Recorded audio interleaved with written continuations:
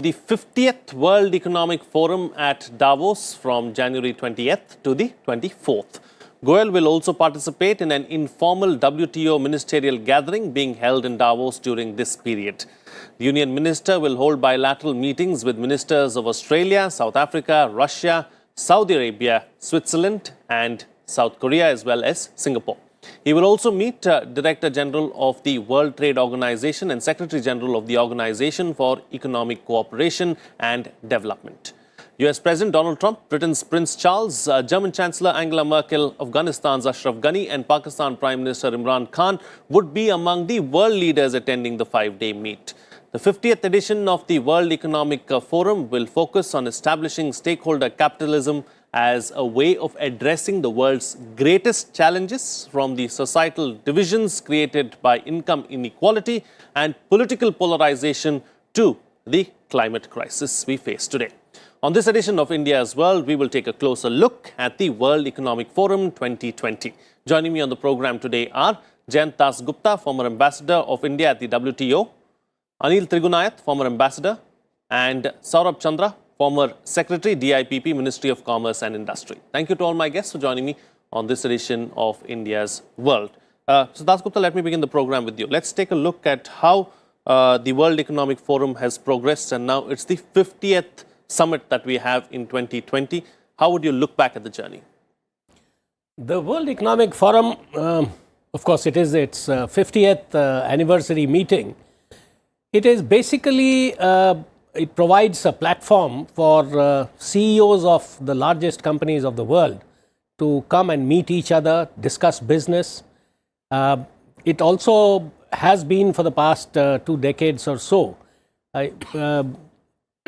Heads of states of countries, finance ministers, trade ministers, they have also been going there.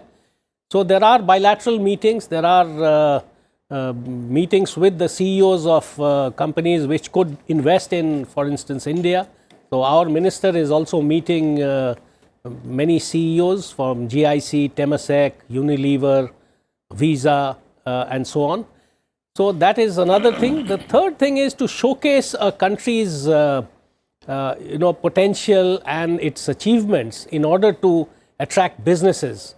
So these are the 3 broad themes which have been driving the World Economic Forum agenda. And of course, President Trump has promised to come there, as also a few other people like Angela Merkel and Christine Lagarde, who is now heading the European Central Bank. So it will be very useful for India to put across its policies, the recent achievements that it has made, and tell the rest of the world that India is ready to do business. Please come and invest and also benefit from the opportunities that India offers.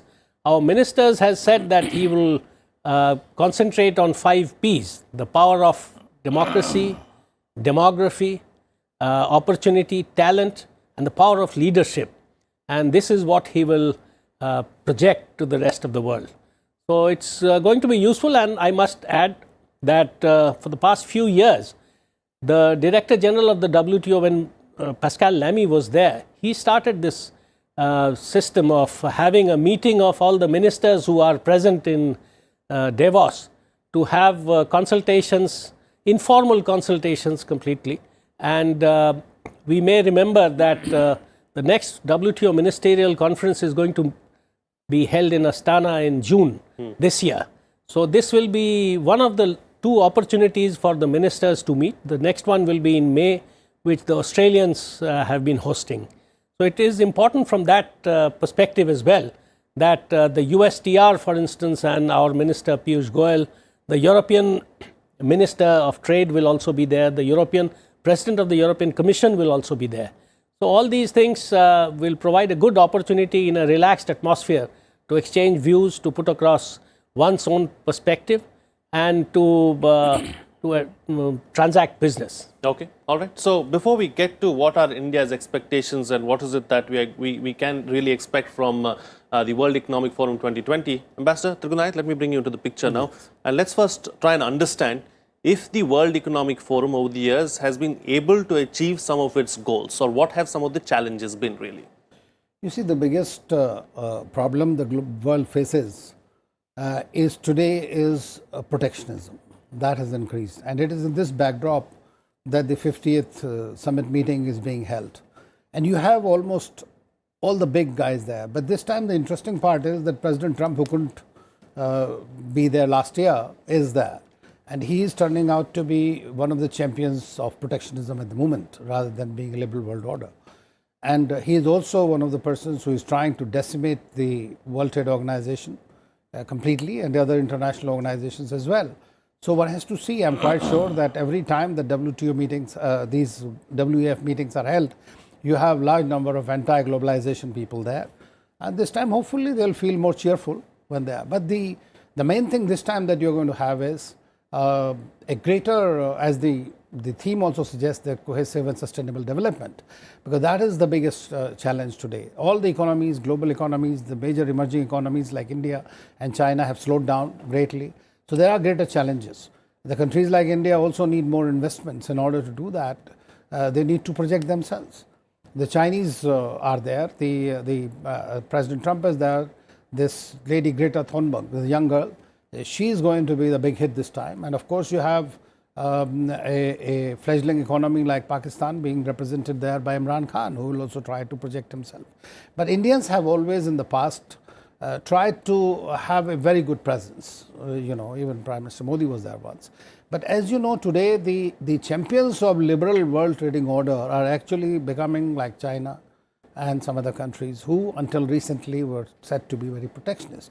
So the game has changed completely now. We are also in a bind at the moment as to how to get it. So from our perspective, I think that projection is one thing, but the way their policies will unfold, how they are going to attract more people to come into India. We have always done this since 1991.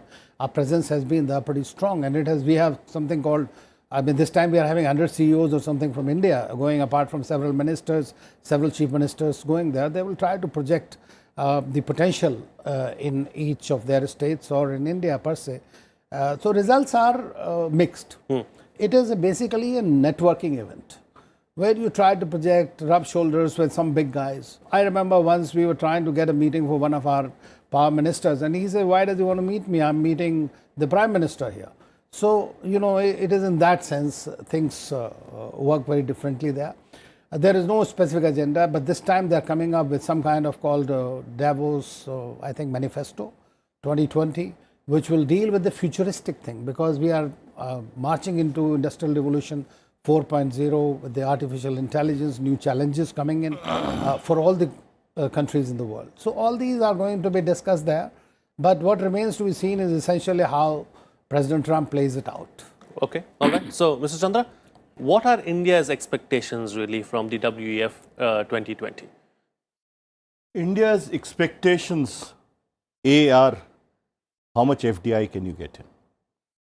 Now, this would depend essentially on the 5 selling points that Mr. Piyush Goyal has mentioned and how they mesh with the 6 key themes that WEF has outlined. Since the 5 selling points have been mentioned by Mr. Das Gupta, the 6 themes are basically economy, ecology, technology, society, geopolitics, and industry. Now, they are all interlinked. Now, to what extent can we take advantage of this? Normally, technology rides on FDI. So, if that comes, then we get better technology. But the person to watch, and that is President Trump, what does he do to the climate agenda? What does he do to the trade? He's used economic sanctions like nobody else. And the great advantage that he has is that dollar is a reserve currency. Now, there have been efforts to change this, but none have succeeded. Nobody wants to get out of the US financing and banking system. So how does he look at that? If you don't agree to his agenda, you are in trouble. So maybe when these policy leaders meet, when the businessmen meet, when the political leaders meet, they're going to all get together and find a way to work together. Okay, all right. So taking the discussion forward now, Mr. Dasgupta, let's talk about the slowing down of major economies around the world and how much of an impact, and if at all, that is going to be a factor at the WEF 2020.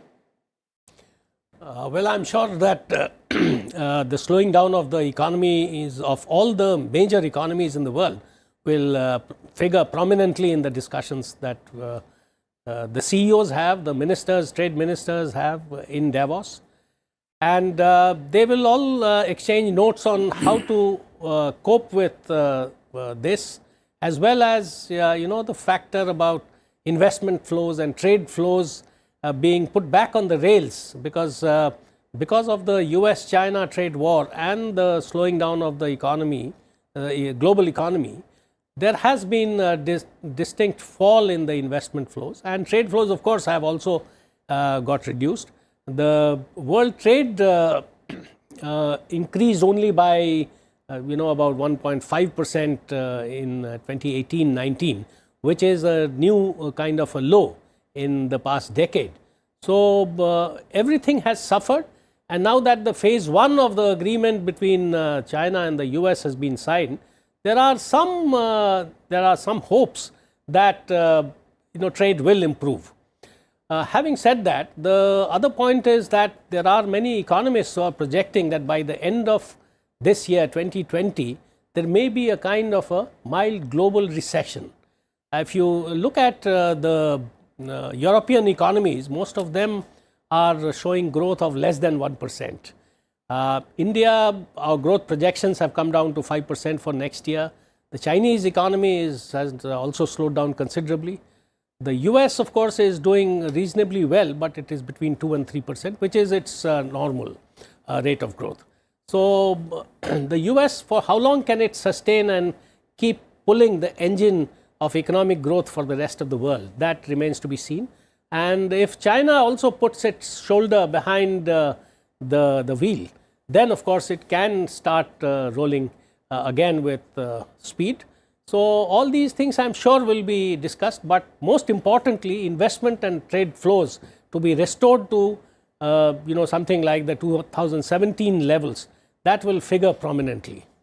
Okay, Ambassador, as far as the whole Trump issue is concerned, and the China-US trade war that was going on, the first stage is finally through now. Let's wait and see what happens there. But let's not also forget that Trump is going into an election year. So how much of his focus will be on the global order rather than things back home? Well, frankly, Trump, there is some saying that there is some method to his madness. Or some say like he just tweets and then thinks. But at the same time, if you see in the past, whether it was US-Iran spat or something like that, you see US, despite the fact that they are in the election mode or something, and there the domestic issues count much more for the US public as long as they are not at war somewhere else. So he obviously is focusing on that. So whatever can serve his purpose at the domestic audiences, this is precisely what he'll do. And he is doing that. And he has taken out this policy, which most countries try to have. It is like America first. Now, anything that serves, and as Mr. Dasgupta said, that the economy is doing better. So when you talk to the American public, whether it's the youngsters, whether others, and he's also, of course, embroiled in these impeachment proceedings. So his hands are full domestically. But for him, one thing is good is that his economic condition in the US is certainly better and doing much better, and apparently his ratings have not gone down rather than going up. So that is also good for him. So you can't see much of them, but then America being this hyperpower, they need to be involved in the major hotspots in the world or whatever serves them. The trade war between China, and if you remember, we had a discussion here once at the time when it happened, and I had said that, that it will be resolved. They're not going anywhere. It will just a matter of, he's a businessman, so he thinks like a businessman. And so he applied his brakes, got whatever he wanted, and in turn gave without being seen as giving to the Chinese. The Chinese are very patient, and they know how to negotiate and by and by get their pound of flesh. India somehow during this period has not been able to significantly get the cake for itself from this war. So we have not been able to get that, which has been actually the Vietnam and the other countries in the Southeast Asia have done much better with supplying So would to you say an China. creating opportunity markets. lost?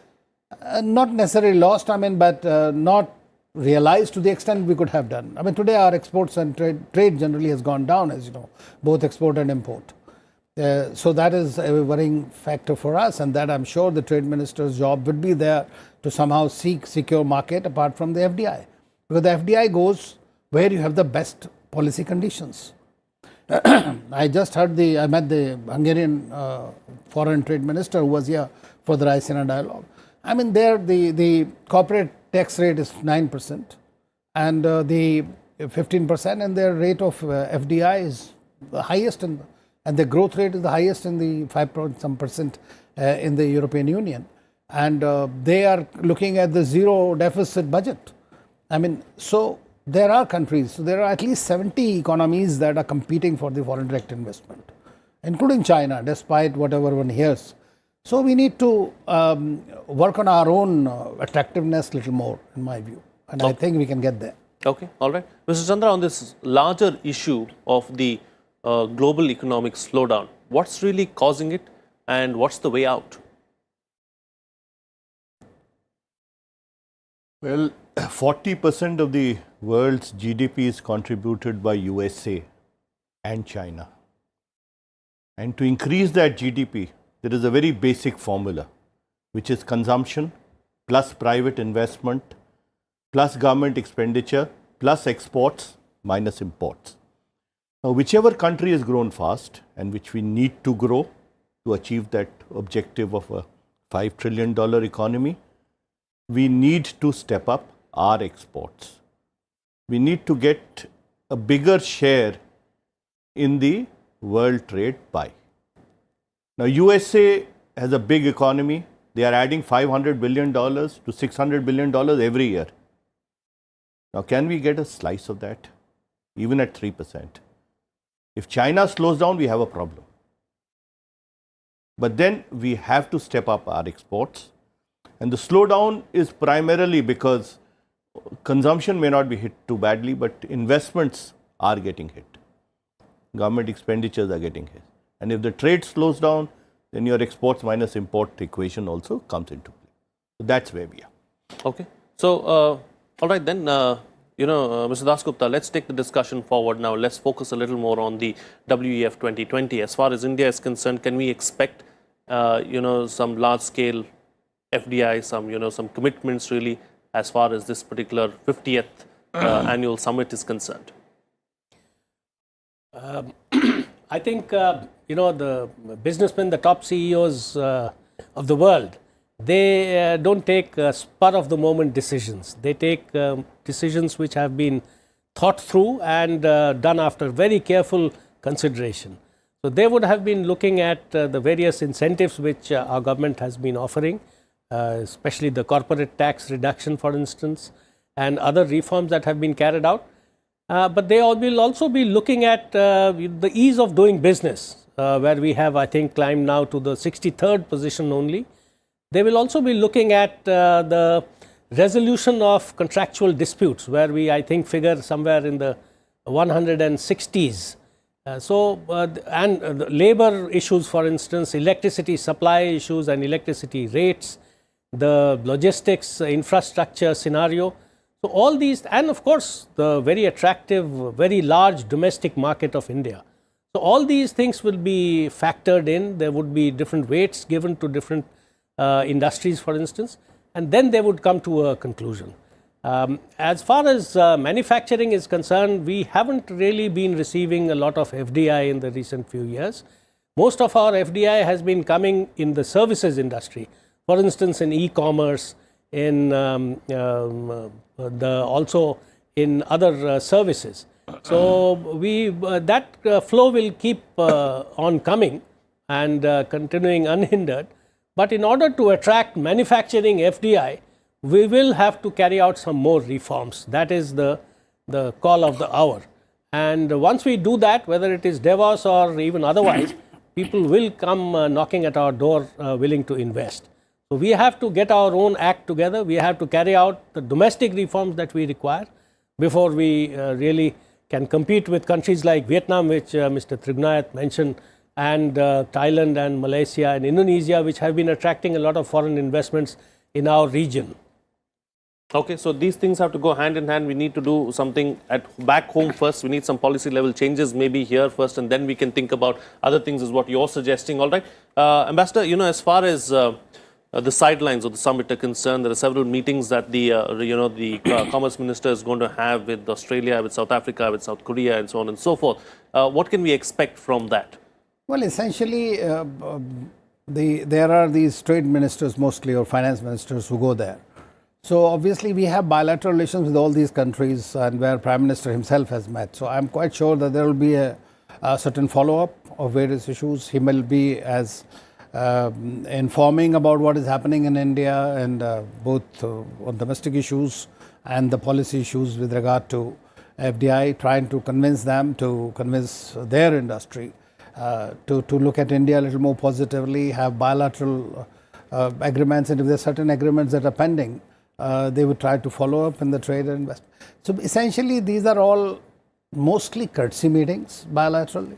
I mean, if there are any specific issues pertaining to trade and investment matters, that would be raised in that. So there are in every, as you know, around every major meet or wherever there are leaders present, you always have these bilaterals on the sidelines. And if there are one or two issues, but they are not like, we already have a bilateral engagement with almost all the countries like Australia, South Africa, and everything. And plus, we also cooperate in several multilateral fora together. So they will be discussing about that, the next G20, about this. Some countries are from that region. But the essential focus is that you will have this Indian Adda there, the big one, where all these Indian displays are there, and you have, I mean, sometimes it happens to be the best display. So I hope that will attract more investment and trade for us. All right. And this issue of protectionism, Mr. Chandra, how much of an impact has it had on India? How much is it bothering us really? It should bother us because finally it is exports which will help us to grow faster. And all countries having major trade surpluses outside the oil exporting countries are all manufacturing giants, whether it is Germany, Japan, Taiwan, Korea, China. So we need to get a place for our manufacturing exports. And if there are sanctions against it, if there are tariffs against it, if there are non-tariff barriers, then we come against a wall. Now we have to climb that wall. And one of the ways to do it is to become competitive. I mean, there's no other way. And for that, the states are very important. A lot of action lies in the states. We've been talking about factor reforms, land, labor. It's still on the anvil. Talking about better infrastructure, less of regulation. Now, all that will primarily come from the Indian states. So we need to get that going. But externally, if there is a trade slowdown, we will be affected. Our exports would be hit. Whether the decline in imports would take care of that, one doesn't know. But we have to look forward to a much faster growing GDP all over the world. Okay. All right. Time now to get closing comments from all my guests with the best way forward, starting first with you, Mr. Dasgupta. I just wanted to add 2 points to what Mr. Tribhunayath mentioned. In the informal ministers meeting, of course, there will be approximately 15 to 20 ministers there. The Director General WTO will definitely try to bring in e-commerce and fisheries subsidies, which he hopes and some of the proponents hope will get harvested in some manner in the ministerial meeting in Astana of the WTO. So that is, I think, going to figure. And of course, we will have to make clear our own policies of data localization, of cross-border data flows, and a few other issues like special and differential treatment for our coastal fishermen who carry out fishing as a livelihood source of livelihood rather than for commercial purposes, on a large scale, which countries like China, Taiwan, Korea, Japan, etc. do. So this is something which, of course, has been mentioned quite prominently by our minister. So these things will have to be there, and there will be a very important bilateral meeting between the USTR and our minister, where possibly the outlines of a mini trade deal could be talked about further. Okay. All right. Ambassador, closing comments from you? Well, I hope that the multilateralism or the multilateral institutions will continue to survive, and WTO will be able to get adequate support that it requires now, despite the US sanctions, and India gets more FDI, and our trade flows become better. Okay. All right. And Mr. Chandra, close the show for us with your concluding remarks. Investment is all about confidence. Confidence is shaped by perceptions. I hope the Indian delegation is able to improve India's perception further so that more FDI flows into the country. Okay. All right. On that note, then we'll call it a wrap on this edition of